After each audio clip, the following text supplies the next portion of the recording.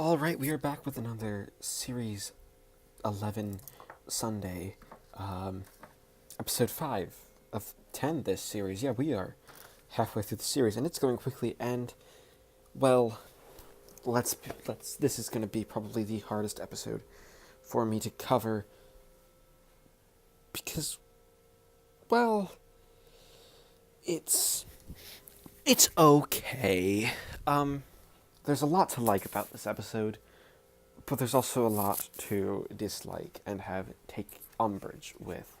Um, okay, let's be honest. The story itself starts out great. You have, it's a really good premise, and of all the premises in the world, it's solid. It makes it. It's easy to follow, fun to watch, and a good idea.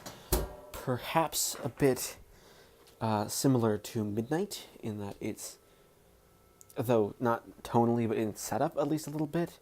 Oddly enough, also not one that tries to do horror. Well, okay, there's going to be spoilers in this review, obviously, as there always are. So be aware of that. I'm not putting a restraint on spoilers, even though the episode is brand new. Oh God, there's a lot. It's not the best episode overall. Yeah, this is probably the weakest episode of Series 11, sadly. And you don't want to know what? It feels like Chibnall has sort of gone back on standard Doctor Who plot. Like, this is very similar in structure to a lot of his earlier work, to 42, to The Hungry Earth and Cold Blood, to Dinosaurs on a Spaceship, and The Power of Three.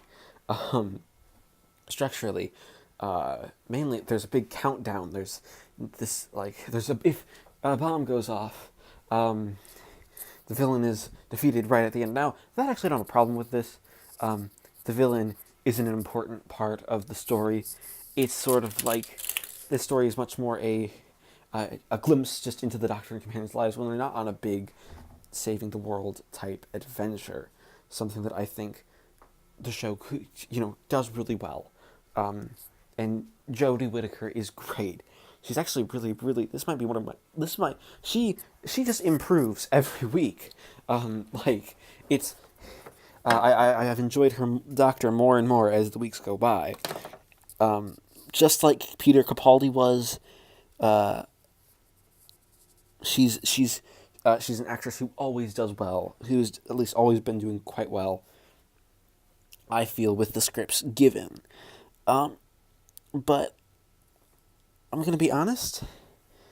This story, it's a good concept. The direction is good. Jennifer Parrott directed this. Her directing style, it stands out, but it's maybe not my speed. My style of directing. I mean, she can frame a shot perfectly fine. But this isn't like, say, a Rachel Talalay or a Graham Harper or a Douglas Camfield, where it's quick and everything is placed perfectly to get the story going. The story is essentially hospital ship. There's this little creature called the Pating, which is adorable. Like my God, this episode has cuteness overload. I was predicting that this might be, there's a chance of doing a horror type episode. Nah, they don't do horror. They realize that this thing is adorable. And again, not evil. It's not an evil villain, which, is nice. It's nice to have villains that aren't evil.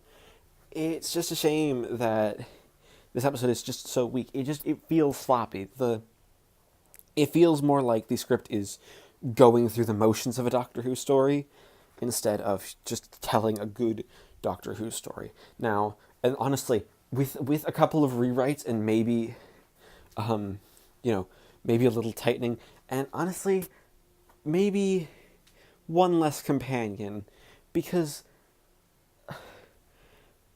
look, yeah, it feels like Chibnall was struggling to figure out what he wanted to do. Now, I had heard possibly that this episode was a last minute replacement, and if so, that's fine. That would explain a lot. Even if replacements like that can be really well done. Like, I know Midnight was a last minute replacement. But just this is one of those times where it's not always going to work out. And this is one of those times where it doesn't work out for the best. This episode needed at least another draft to, feel like we had a full episode. You had an episode's worth of ideas. The characters were nice. The pregnant man was nice. General Cicero and her brother had a good dynamic. Also, I'm glad they're doing the doctor has no respect for soldiers anymore, because that's kind of dumb. That's always been a very dumb sort of plot point for the show. Like, really, the doctor has no respect for soldiers. He worked for UNIT in his third incarnation, and has had several friends who are soldiers. He's a man who doesn't respect. The doctor's a character who does not respect the army, but he does respect soldiers. I think Ryan and his dynamic, we're getting some decent insights into who Ryan's dad is.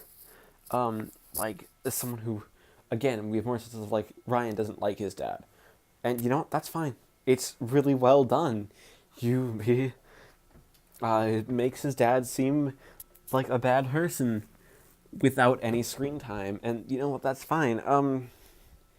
But if I'm gonna be perfectly honest, the episode is completely average. It's not the amazing middle episode that it should be. We are at a point in the series where I think we are in danger of becoming a completely just good, serviceable series with no big standout, which is my fear. Probably just going forward. We are 5 episodes and we are halfway behind us. We got very close to a standout, at least for me, with Rosa. But that has a couple of points where it's just, keeps me back. Like, I want a big standout, a big 10 out of 10 episode. This isn't that. But it isn't bad. I mean, I'd say you'll probably watch it and you'll still enjoy watching it. It's one of those episodes where you enjoy it, but you'll probably forget about it a few minutes later. Again, we still have a lot of issues with the fact that we have 3 companions.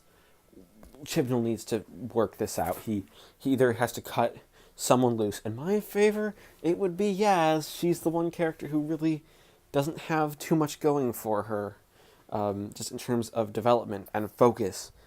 So yeah, and it's not bad. It's just perfectly average. If I had to rate it, I would honestly probably give the Tsuranga Conundrum. Also, why is it called the Tsuranga Conundrum? Is it just because there's a problem on the medical ship?